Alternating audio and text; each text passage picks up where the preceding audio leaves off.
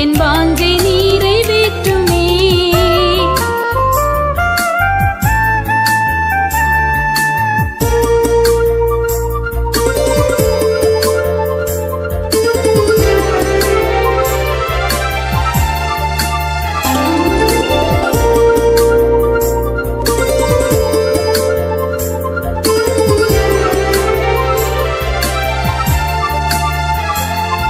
கண்ணீரினால் என் படுக்கையை நாள்தோறும் நான் நனைத்தேனே. என் உள்ளத்தில் பேராறுதல் இயேசுவே நீர் மாத்திரமே. என் உள்ளத்தில் பேராறுதல் இயேசுவே நீர் மாத்திரமே. இயேசுவே நீர் மாத்திரமே. இயேசுவே நீர் மாத்திரமே. இயேசுவே நீர் மாத்திரமே. இயேசுவே நீர் மாத்திரமே. இயேசுவே நீர் மாத்திரமே. இயேசுவே நீர் மாத்திரமே. இயேசுவே நீர் மாத்திரமே. இயேசுவே நீர் மாத்திரமே. என் ஆசை எல்லாம் நீரல்லோ, என் ஏக்கம் எல்லாம் நீரல்லோ. என் ஆசை எல்லாம் நீரல்லோ, என் ஏக்கம் எல்லாம் நீரல்லோ. என் தாகம் தீர்க்கும் இயேசுவே என் வாஞ்சை நிறைவேற்றுமே. என் தாகம் தீர்க்கும் இயேசுவே என் வாஞ்சை நிறைவேற்றுமே.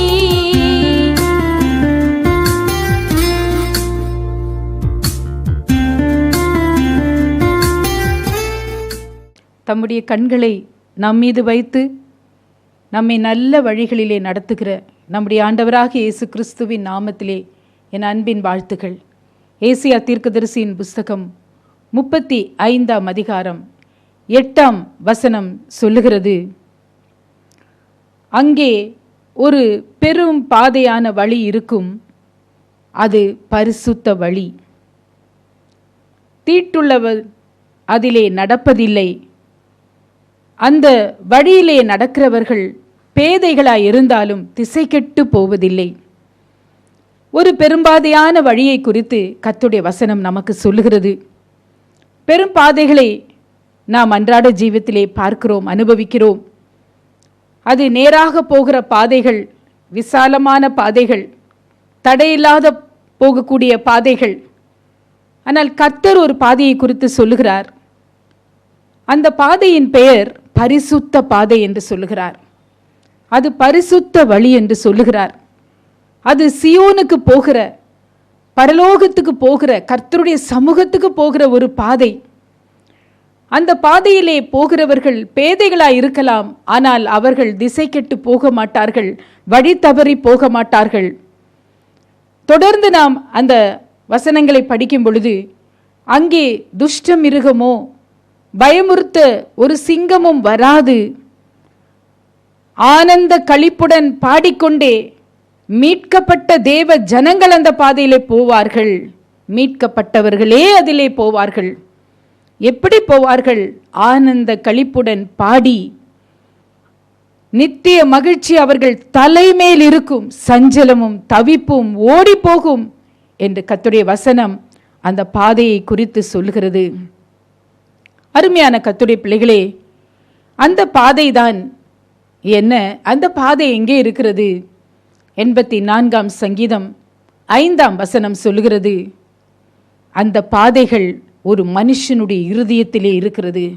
உண்மையிலே பலன் கொள்ளுகிற மனுஷனும் தன் இருதயத்திலே பெரும் பாதைகளை கொண்டிருக்கிறவனும் பாக்கியவான். அவன் பலத்தின் மேல் பலனடைந்து சியோனிலே தேவ சமூகத்திலே வந்து நிற்பான் என்று கர்த்தருடைய வசனம் சொல்லுகிறது. அது சியோனுக்கு போகிற பாதை. பாதைகள் நாசமாய் போய் கெட்டு போன ஒரு காலம் இஸ்ரவேல் ஜனங்களுடைய வாழ்க்கையிலே நடந்தது. நியாயாதிபதிகளின் புஸ்தகம் 4ஆம் அதிகாரம் சொல்லுகிறது, 20 வருடங்கள் ஒரு ராஜாவின் மூலமாக, கானான் தேசத்தின் ராஜாவின் மூலமாக அவர்கள் ஒடுக்கப்பட்டார்கள். அவனுக்கு ஒரு சேனை தலைவன் இருந்தான், அவனுடைய பெயர் சிசெரா. 20 வருடங்கள் இஸ்ரவேல் ஜனங்களை கொடுமையாய் ஒடுக்கினான். இதற்கு காரணம் என்ன என்றும் அந்த வசனங்கள் சொல்லுகின்றன. அவர்கள் கர்த்தருக்கு விரோதமாய் பொல்லாத காரியங்களை செய்தார்கள். அருமையானவர்களே, இன்னும் நியாயாதிபதிகள் 5ஆம் அதிகாரத்திலே 8ஆம் வசனம் சொல்லுகிறது, தங்களுக்கென்று நூதன தெய்வங்களை அவர்கள் தெரிந்து கொண்டார்கள். புதிய புதிய தெய்வங்களை தெரிந்து கொண்டார்கள். இந்த உலகத்திலே ஜீவிக்கிற அநேகருடைய வாழ்க்கையும் கூட இப்படிதான் இருக்கிறது. பொல்லாத காரியங்களை செய்கிற அனுபவங்கள், புதிய புதிய பாவங்கள், புதிய புதிய தெய்வங்கள் என்று சொல்லும் பொழுது இந்த உலகத்தில் புதிய புதிய பாவங்கள், கேள்விப்படாத, நாம் இதுவரை கேள்விப்படாத பாவங்கள் எல்லாம் இப்பொழுது உலகத்திலே உருவாகி கொண்டிருக்கின்றது அல்லவா? அப்படிப்பட்ட வாழ்க்கையை இஸ்ரவேல் ஜனங்கள் செய்து கொண்டிருக்கும் பொழுதுதான் அவர்கள் பாதைகள் அழிக்கப்பட்டன. நியாயாதிபதிகளின் புஸ்தகம் 5ஆம் அதிகாரத்தை நீங்கள் தொடர்ந்து படித்தால் நமக்கு தெரிகிறது. அந்த 5ஆம் அதிகாரம் சொல்லுகிறது, அவர்களுடைய கிராமங்கள் எல்லாம் பாழாய் கிடந்தன, அவர்களுடைய பெரும் பாதைகள் அழிக்கப்பட்டிருந்தன. ஜனங்கள் பாதைகள் வழியாய் போக முடியாமல் பயந்து பயந்து பக்க வழியாய் சந்து பொந்துகள் சிறிய சிறிய தெருக்களிலே நுழைந்து மரம் செடி கொடிகள் வீடுகள் இவைகளுக்கு பின்னாக நின்று மறைந்து ஜீவித்தார்கள். பெரும் பாதைகளை அவர்கள் பயன்படுத்த முடியவில்லை. பெரும் பாதைகள் பாழாய் கிடந்தன, கிராமங்கள் பாழாய் கிடந்தன, வாசல் வரையும் யுத்தம் எட்டினது என்று எழுதப்பட்டிருக்கிறது. இந்த வசனங்களை நியாயாதிபதிகள் 5ஆம் அதிகாரம் 6ஆம் வசனம், 7ஆம் வசனம், 8ஆம் வசனம், 11ஆம் வசனம் நமக்கு சொல்லுகிறது. ஜனங்கள் பக்க வழியாய் போனார்கள். அதுவும் போதாதென்று தண்ணீர் கூட முள்ள முடியவில்லை. ஊரில் இருந்த ஸ்திரீகள் தைரியமாய் கிணற்றண்டிலே போய் குடும்பத்துக்கு வேண்டிய தண்ணீரை மொண்டு கொள்வார்கள். ஆனால் அது செய்ய முடியாமல் இருந்தது. ஏனென்றால் அவருடைய சத்துருக்கள் எந்த நேரமும் அவர்கள் மேல் பாய்ந்து அவர்களை ஒடுக்குவார்கள், அவர்களை சிறைப்படுத்துவார்கள், அவர்களை காயப்படுத்துவார்கள். தண்ணீர் முள்ள கூட கிணற்றண்டையிலே போக முடியவில்லை. ஒலிமுக வாசலிலே, அந்த பட்டணத்து வாசலிலே வியாபாரம் நடக்கும், கடைகள் ஓடும், ஜனங்கள் ஒருவரை ஒருவர் சந்தித்து பேசுகிற இடம். ஆனால் அந்த வாசலிலே யாரும் உட்கார முடியவில்லை. அப்படிப்பட்ட ஒரு நிர்பந்தமான நிலவரம் இஸ்ரவேலிலே அந்த நாட்களிலே நிகழ்ந்தது. பிரியமானவர்களே, அப்பொழுது என்ன நடந்தது? இந்த சிசேரா அவர்களை ஒடுக்கி கொண்டிருந்தான். அவனுக்கு 900 இரும்பு ரதங்கள் இருந்தன என்று வேதம் சொல்லுகிறது. அவனுக்கு ஒரு பெரிய ஆர்மி, ஒரு பெரிய சேனையும் கூட இருந்தது. இதை பார்த்து இஸ்ரவேல் ஜனங்கள் பயந்து பயந்து ஜீவித்தார்கள். ஆனாலும் அவர்கள் தேவனை நோக்கி கூப்பிட ஆரம்பித்தார்கள். அவர்கள் தேவனை நோக்கி முறையிட ஆரம்பித்தார்கள். ஆண்டவரே, எங்களுக்கு நீர் உதவி செய்யும் என்று. நியாயாதிபதிகள் 4ஆம் அதிகாரத்திலே கர்த்தருடைய வசனம் சொல்லுகிறது, ஒரு ஸ்திரீ அவர்கள் மத்தியிலே இருந்தாள். அவளுடைய பெயர் தெபோராள்.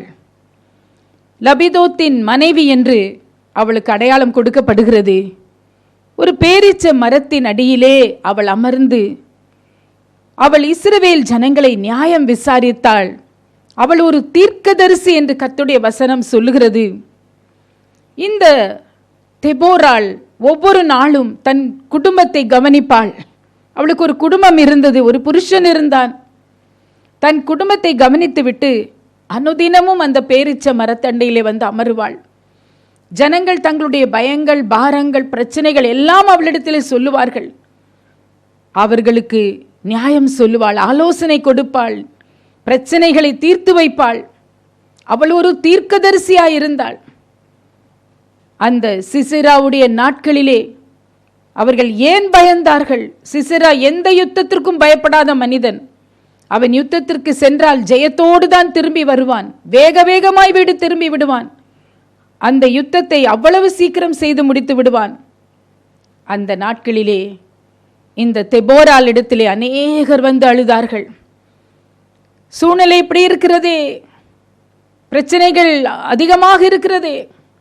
ஆனால் கர்த்தரை அவர்கள் தேட ஆரம்பித்த பொழுது தேவன் மனம் இறங்கி தெபோராளோடு பேசினார்.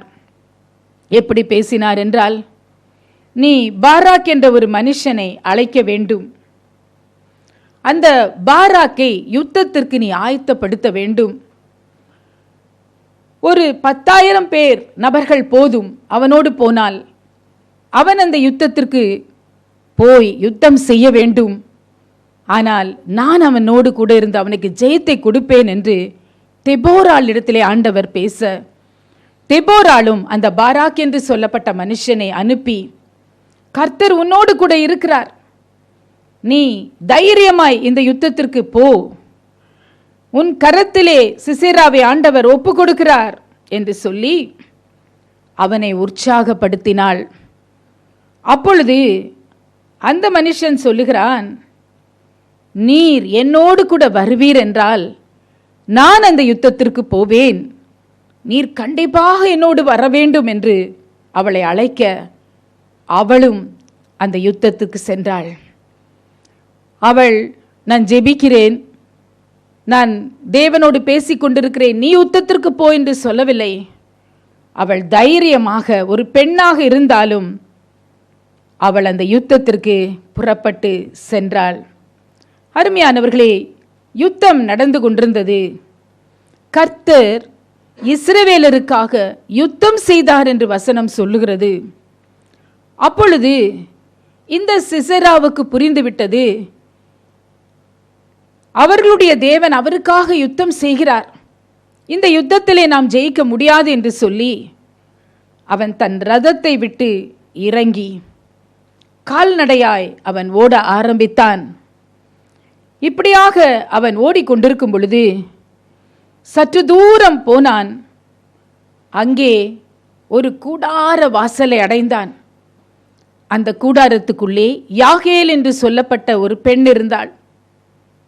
அவள் என்ன சொல்லுகிறாள், ஆண்டவரே நீர் உள்ளே வாரும், நீங்க பயப்பட வேண்டாம். அந்த சிசேராவை உள்ளே அழைத்தாள். அவன் உள்ளே போக அவனை நன்றாக படுக்க வைத்து நல்ல ஒரு சமுக்காலத்தினால் மூடி, நீங்கள் பயப்படாமல் தூங்குங்கள் என்று அவனுக்கு ஆறுதலான வார்த்தைகளை சொல்லி தூங்க வைத்தாள். அவன் தாகமாயிருக்கிறது, எனக்கு தண்ணீர் கொடு என்று கேட்கும் பொழுது நிறைய பாலையும் கொடுத்தாள். அவன் அப்படியே ஆயாசமாய் தூங்கினான். அப்பொழுது அவள் அந்த கூடாரத்திலே இருக்கிற கூடார ஆணி ஒன்றை எடுத்து அவன் நெற்றியிலே அடித்தாள். அவன் ஆயாசத்திலே ஆழமாய் தூங்கிக் கொண்டிருக்கும் பொழுது அவன் அப்படியே செத்து போனான். அன்றைய தினம் கர்த்தர் சிசேராவுடைய கரத்திலிருந்து ஒரு பெரிய ஜெயத்தை கொடுத்தார். சிசேராவுடைய வீட்டார் யோசிக்கிறார்கள், ஏன் சிசேரா வரவில்லை? ஒரு யுத்தத்துக்கு போனால் அவன் வேகமாக வீட்டுக்கு வந்து விடுவானே, என்ன நடந்திருக்கும் என்று அவர்கள் யோசித்து கொண்டிருந்தார்கள். ஆனால் கர்த்தருடைய வசனம் சொல்லுகிறது, வானத்தின் நட்சத்திரங்கள் கூட யுத்தம் செய்தார்களாம் கர்த்தருடைய பிள்ளைகளுக்காக. அவர்கள் தங்களுடைய பொல்லாத வழிகளை திரும்பி தேவனை நோக்கி கூப்பிட்ட பொழுதே கர்த்தர் எப்படி அவர்களுக்கு உதவி செய்தார் என்பதை பாருங்கள் அருமையானவர்களே. இப்படியாக தேவன் அவர்களோடு கூட இருந்து அந்த யுத்தத்திலே ஜெயத்தை கொடுத்தார். நியாயாதிபதிகள் 5ஆம் அதிகாரத்திலே தெபோராள் அந்த ஜெயத்தை குறித்து ஒரு பாடலையே பாடினாள். அருமையானவர்களே, 7ஆம் வசனத்திலே அவள் சொல்லுகிறாள், தெபோராளாகிய நான் தாயாக எழும்பும் வரை இந்த கிராமங்கள் எல்லாம் பாழாய் போய் கிடந்தன. தெபோராள் எழுந்தாள். தெபோராள் எழுந்தது நிமித்தமாக பாராக் எழும்பினான். பாராக் எழும்பி யுத்தம் செய்தான். அந்த சிசெரா மடங்கி கீழே விழுந்தான். என்னை கேட்கிற அருமையான கர்த்தருடைய பிள்ளைகளே, இந்த சிசெரா ஒரு பராக்கிரமசாலி, ஒரு யுத்த புருஷன், நல்ல ஞானமுள்ளவன். ஆனால் அவன் பெரும்பாதைகளை அழித்தவன். அவன் புத்திசாலியாய் இருந்தாலும் அவன் திசை கெட்டு போனான். எந்த கூடாரத்திலே அவனுக்கு முடிவு காத்து கொண்டிருந்ததோ அந்த கூடாரத்தை நம்பி போனான். திசை மாறி போனது. அவன் மடிந்து கீழே விழுந்தான். ஆனால் பாராக்கை பாருங்கள், அவன் ஒரு சாதாரண ஒரு மனுஷன். அவனோடு போனவர்கள் 10,000 பேர்தான். அவன் ஒரு பெரிய புத்திசாலி என்று சொல்ல முடியாது, ஒரு பெரிய பராக்கிரமசாலி என்று சொல்ல முடியாது. அவன் பேதையாயிருந்தாலும் அவன் திசை கெட்டு போகவில்லை. ஏனென்றால் கர்த்தர் அவனுக்காக யுத்தம் செய்தார். நாம் எழும்பும் பொழுதே, கர்த்தருக்காக நாம் எழும்பும் பொழுதே, கர்த்தர் நம் பட்சமாய் உதவி செய்கிறார். நம் மூலமாய் அநேகரை எழுப்புகிறார். அருமையானவர்களே, இன்றைக்கும் கூட உங்களை பார்த்து கர்த்தர் சொல்லுகிறார், நீங்கள் எழும்புங்கள். பெரும்பாதைகள் உங்களுடைய குடும்பத்திலே அழிந்திருக்கலாம், உங்களுடைய வாழ்க்கையிலே அழிந்திருக்கலாம். அது ஒரு சமயம் வாழ்க்கையிலே வந்த தவறுகள், பொல்லாத காரியங்கள் நிமித்தமாக கூட வந்திருக்கலாம். ஆனால் கர்த்தரை நோக்கி நாம் கூப்பிடும் பொழுது இடிந்து போன அழிந்து போன பெரும் பாதைகளை கர்த்தர் மறுபடியுமாய் எழுப்புகிறார். நியாயாதிபதிகள் 5ஆம் அதிகாரம் 31ஆம் வசனம் சொல்லுகிறது, கர்த்தாவே, உம்மை பகைக்கிறவர்கள் யாவரும் இப்படியே அழிய கடவர்கள். அவரில் அன்பு கூறுகிறவர்களோ வல்லமையோடு உதிக்கிற எழும்புகிற சூரியனை போல இருக்க கடவர்கள்.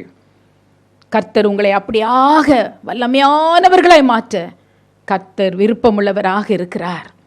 தெபோராளுடைய வாழ்க்கையை பாருங்கள். அவளுடைய வாழ்க்கை ஒரு குடும்பத்தை சேர்ந்த மகளாய் இருந்தாள்.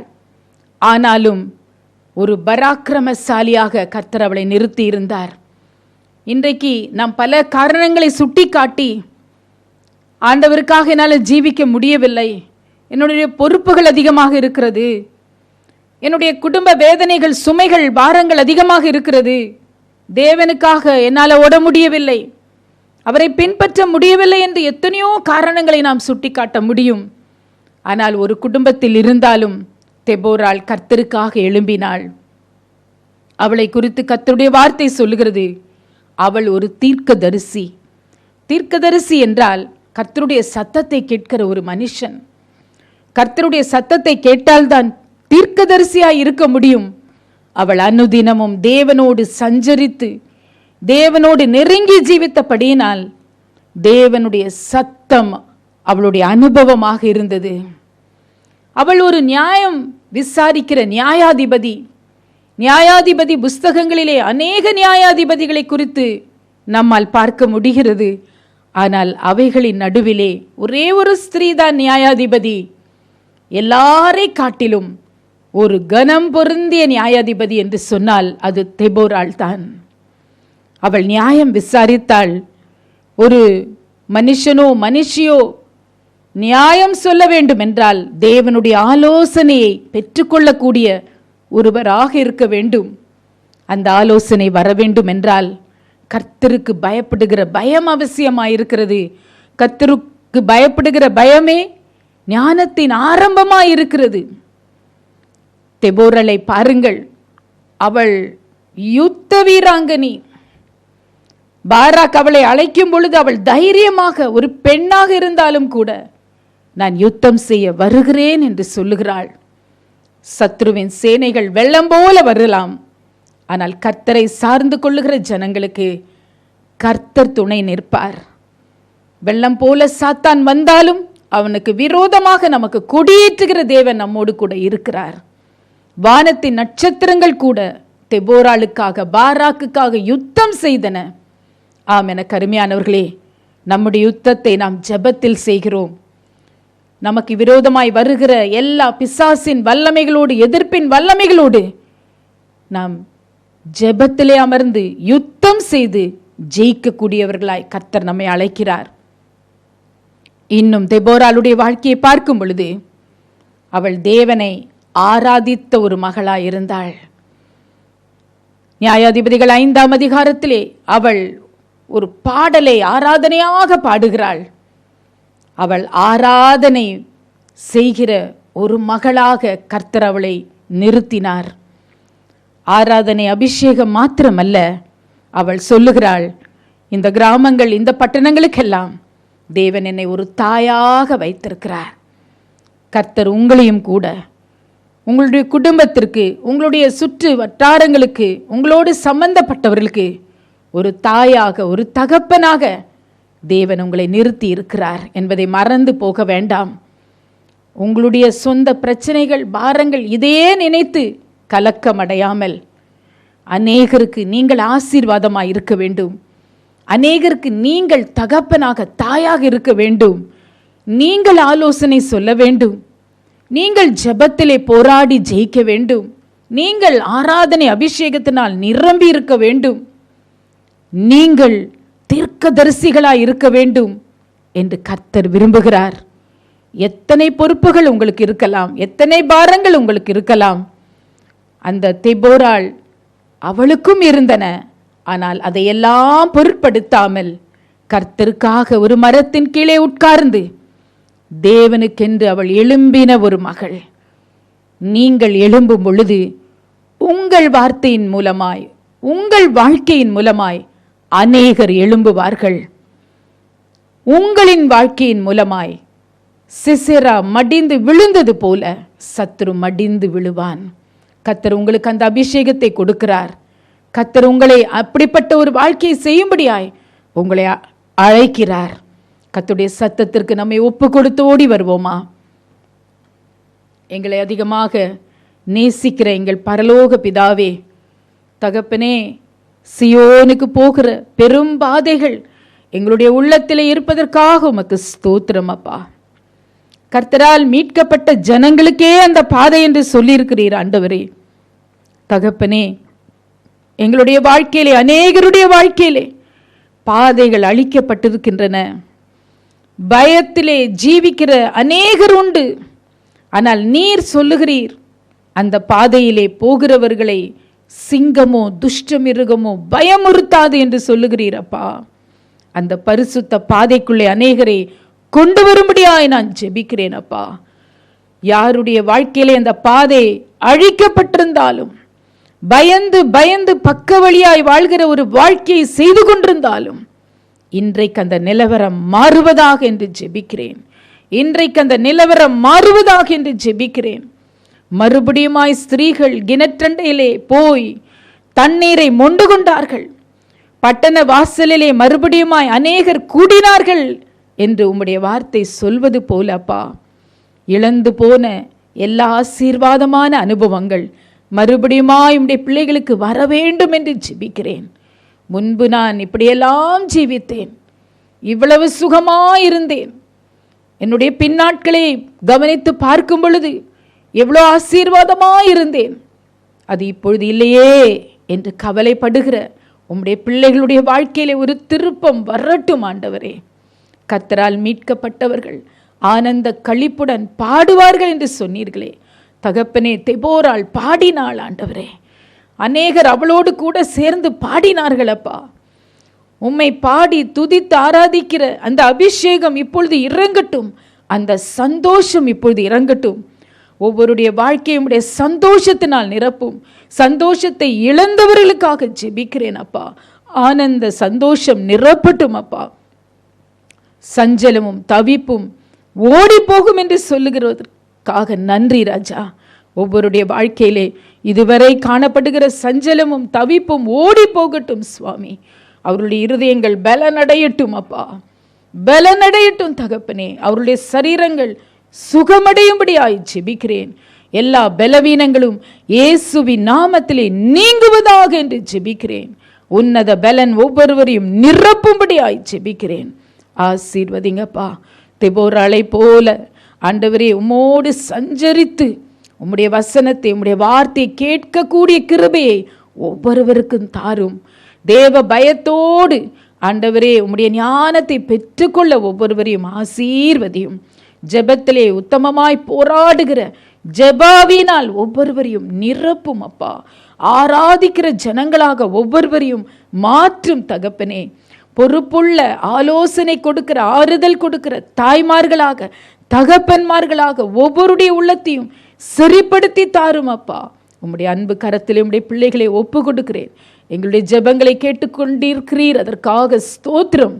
சிசேரா போன்ற வல்லமைகள், இருப்பு ரதங்கள் போன்ற வல்லமைகள் எதெல்லாம் உம்முடைய பிள்ளைகளுக்கு விரோதமாக எழும்பி பயமுறுத்தி கொண்டிருந்தாலும், கர்த்தாவே நீர் உம்முடைய சேனைகளோடு யுத்தம் செய்து உம்முடைய பிள்ளைகளுக்கு ஜெயத்தை கொடுத்து சத்ருவை மடங்கடித்து நீர் ஜெயத்தினால் ஆசீர்வதிப்பதற்காக ஸ்தோத்திரம். அவருடைய ஏக்கங்களுக்கெல்லாம் நீர் பதில் வைப்பதற்காக உமக்கு ஸ்தோத்திரம். மகிமை எல்லாம் நீர் எடுத்துக்கொள்ளும். இயேசுவின் நாமத்தில் பிதாவே, ஆமென், ஆமென்.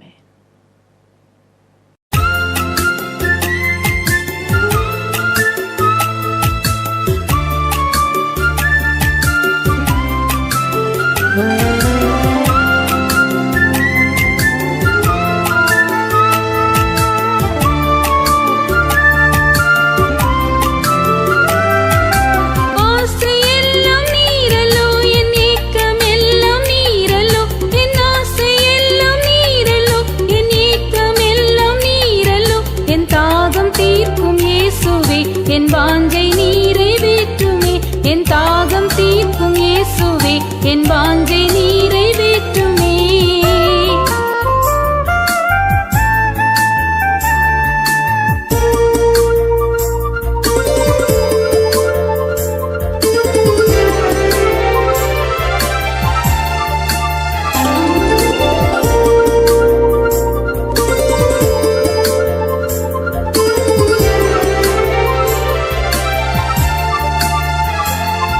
தண்ணீரினால் என் படுக்கையை நாள்தோறும் நான் நனைத்தேனே. என் உள்ளத்தில் பேராறுதல் இயேசுவே நீர் மாத்திரமே. என் உள்ளத்தில் பேராறுதல் இயேசுவே நீர் மாத்திரமே. இயேசுவே நீர் மாத்திரமே. இயேசுவே நீர் மாத்திரமே. இயேசுவே நீர் மாத்திரமே. இயேசுவே நீர் மாத்திரமே. இயேசுவே நீர் மாத்திரமே. இயேசுவே நீர் மாத்திரமே. இயேசுவே நீர் மாத்திரமே. இயேசுவே நீர் மாத்திரமே. என் ஆசை எல்லாம் நீரல்லோ, என் ஏக்கம் எல்லாம் நீரல்லோ. என் ஆசை எல்லாம் நீரல்லோ, என் ஏக்கம் எல்லாம் நீரல்லோ. என் தாகம் தீர்க்கும் இயேசுவே, என் வாஞ்சை நிறைவேற்றுமே. என் தாகம் தீர்க்கும் இயேசுவே, என் வாஞ்சை நிறைவேற்றுமே.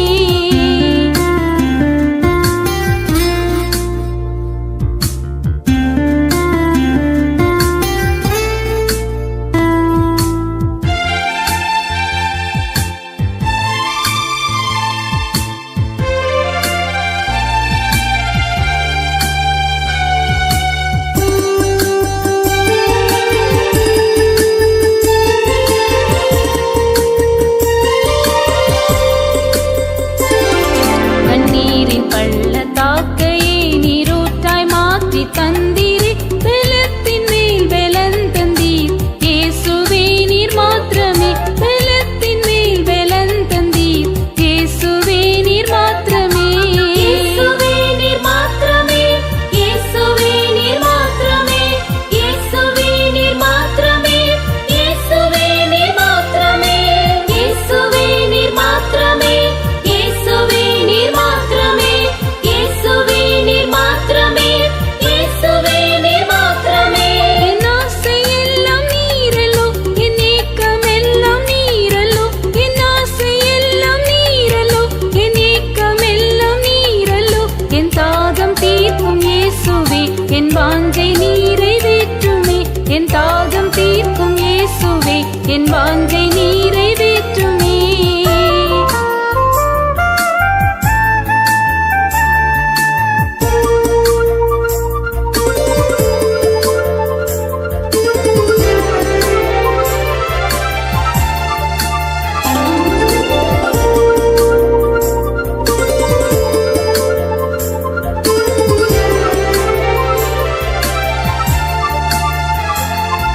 தண்ணீர் தங்கும் காலத்தில் களிப்புண்டாகும் காலையில் சுகம் தரும் நல்வைத்தியரே இயேசுவே நீர் மாத்திரமே.